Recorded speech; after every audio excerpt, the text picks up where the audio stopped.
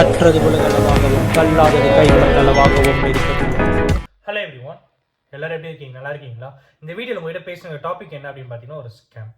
இந்த ஸ்கேம் எங்கே நடந்தது அப்படின்னு பார்த்தீங்கன்னா சென்னையில் டி நகரில் இந்த ஸ்கேம் நடந்தது. இது வந்து கொஞ்சம் யூனிக்கான ஒரு ஸ்கேம் அப்படின்னே சொல்லலாம். இந்த ஸ்கேம் வந்து முக்கியமாக யாரை டார்கெட் பண்ண ஒரு ஸ்கேம் அப்படின்னு பார்த்தீங்கன்னா முஸ்லீம்ஸ்.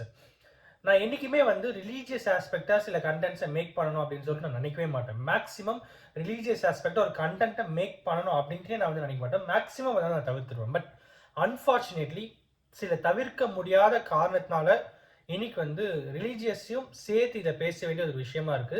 எதனால நான் முஸ்லீம்ஸ் அப்படின்றத சொல்றேன், யார் இது பண்ணாங்க அப்படிங்கிறதுக்காக எல்லா விஷயங்களுமே வந்து ஏன் அப்படின்றது இந்த வீடியோ முடியும் போது உங்களுக்கு புரியும் அப்படின்னு சொல்லி நான் வந்து நம்புறேன். ஓகேங்களா?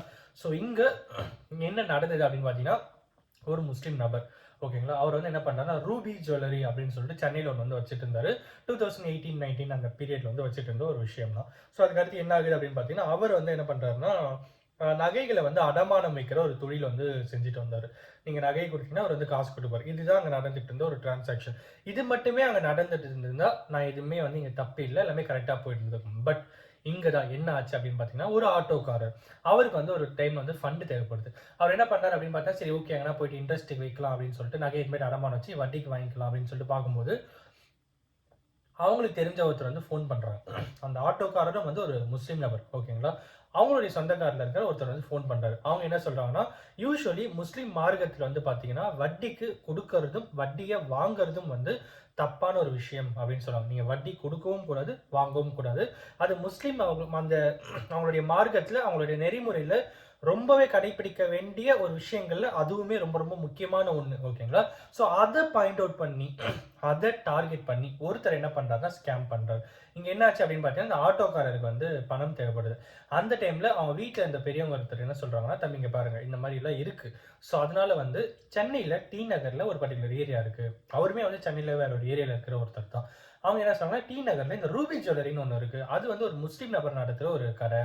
அங்க வந்து நகைகளை வட்டிக்கு இல்லாம அடமானம் வச்சு காசு தராங்க அப்படின்னு சொல்றாங்க. இவருக்கு வந்து ஷாக் ஆகுது. என்னடா இது, நகையை வந்து அடமானம்க்கு சொல்றாங்க, வட்டிக்கு இல்லாம காசு தராங்களே, என்ன இது அப்படின்னு பார்க்கும்போது அங்கதான் ஒரு ட்விஸ்ட். அங்க என்ன அப்படின்னு பார்த்தீங்கன்னா, ஒரு கிராமுக்கு 1000 ரூபாய் தான் தருவாங்க. ஓகேங்களா. எவ்வளோ அந்த டைம்ல வந்து 2018 கிராமுக்கு ஒரு 3000 ரூபாய் 4000 ரூபாய் இருந்திருக்கும். அதுக்கப்புறம் நிறைய விஷயம் நிறைய இருந்துச்சு. பட் அப்போ ஒரு கிராமுக்கு 1000 ரூபாய் அப்படிங்கிற மாதிரி 10 கிராம் எடுத்துட்டு போனா 10,000 ரூபாய். ஓகேங்களா. ஸோ இவ்வளோதான் அவங்களுடைய, இதுதான் அவங்களுடைய பாயிண்ட்டு.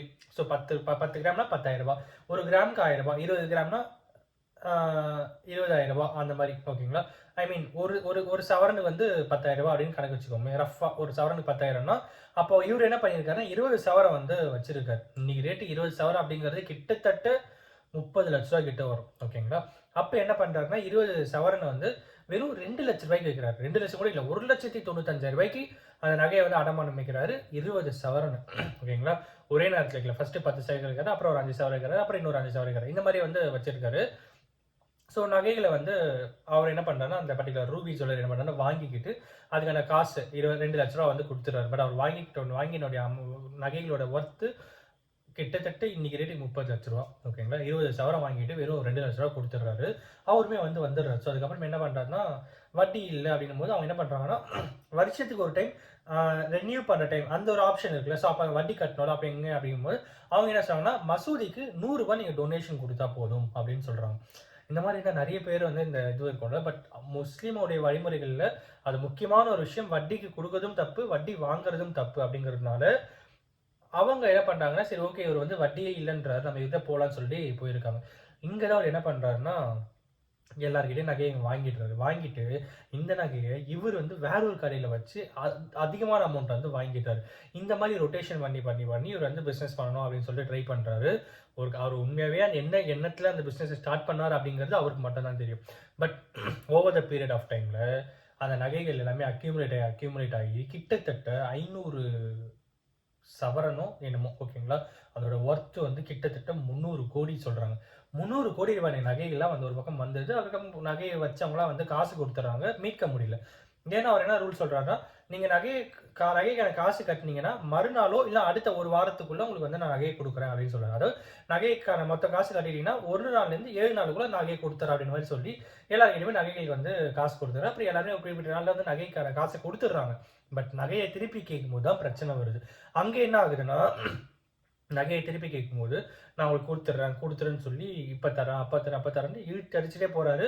பட் அவரால் வந்து கொடுக்க முடியல. எதனால காரணம் அப்படின்னு பாத்தீங்கன்னா, நான் என்ன யோசிச்சேன் அப்படின்னா, இன்ஃபேக்ட் இதுதான் இப்ப அவங்க கிட்ட சொன்ன பார்த்தேன், இந்த போர்ஷன்ஸ் வரைக்கும் தான் நான் வந்து சோஃபார் ஆன்லைன் கேட்டு தெரிஞ்சுக்கிட்ட விஷயங்கள். ஓகேங்களா, இதுக்கு அடுத்து என்ன இருக்கும் அப்படிங்கிறது ஏன் ஆஸ்பெக்ட்ல என்ன அப்படின்னு பாத்தீங்கன்னா, இப்போ ஒரு கிராம் நான் உங்ககிட்ட 1000 ரூபாய் கொடுக்குறேன். பட் அதே காயினை அதே ஜுவல்லரியை நான் வேற இடத்துல வச்சேன்னா டபுளாவோ ட்ரிபிளாவோ வச்சேன்னா அதை காசு வச்சு என்ன பண்ண ரொட்டேஷன் பண்ணுவேன். இப்படி ரொட்டேஷன் பண்ணி ஒரு இடத்துல வந்து இங்கே வட்டி கொடுக்கணும். இங்கே நான் வட்டி கொடுக்குற இடத்துல நான் லாக் ஆகிற பட்சத்தில் என்ன ஆகும், என்னால் நகையை எங்கேயும் மீட்க முடியாது.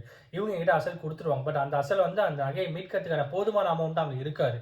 ஸோ அப்படிங்கிற பட்சத்தில் லாக் ஆகிருப்பாரோ அப்படிங்கிறது என்னுடைய கேஸ். பட் ஸ்டில் அந்த கேஸ் வந்து ப்ரொசீடிங்ஸில் இருக்குது. அதுக்கடுத்து என்ன ஆகும் அப்படிங்கிறத நம்ம வந்து வெயிட் பண்ணி பார்க்கணும்.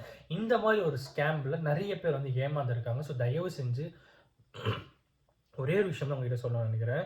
இயற்கைக்கு முரணா சில பிஸ்னஸ் இங்கே நடக்கும் அப்படின்னானால் அதில் 80% ஸ்கேம் இருக்க தான் வாய்ப்பு இருக்கும். 99% ஸ்கேம் இருக்க தான் வாய்ப்பு இருக்கும். ஓகேங்களா, அந்த 1% நீங்கள் தப்பிப்பீங்க. எதனால அப்படின்னு பார்த்தீங்கன்னா, நீங்கள் இனிஷியலாக போனவராக ஒருத்தராக இருக்கணும். அந்த டைமில் மட்டும் தான் உங்களால் தப்பிக்க முடியும். மற்ற நேரங்களில் சோஃபார் என்னோட எக்ஸ்பீரியன்ஸை சொல்கிறேன், இந்த மாதிரி விஷயத்தில் ஸ்கேமில் மாட்டினீங்கன்னா வெளியே வர்றது ரொம்ப ரொம்ப கஷ்டமான ஒரு விஷயம். ஸோ தயவு செஞ்சு புரிஞ்சுக்கோங்க. And I hope this video ஒரு நாலேஜ் ஷேரிங்காக யாராவது ஒருத்தருக்கு நாலேஜ் ஷேரிங் இருந்து அவங்க இந்த மாதிரி விஷயத்துலேருந்து வெளியே வருவாங்க அப்படின்ற மிகப்பெரிய நம்பிக்கையோடு இந்த வீடியோ முடிக்கணும் அப்படின்னு நினைக்கிறேன். இந்த வீடியோ நான் ஒருத்தருக்கு நாலேஜ் ஷேரிங்னு சொல்லி நான் நம்புகிறேன். Thank you so much.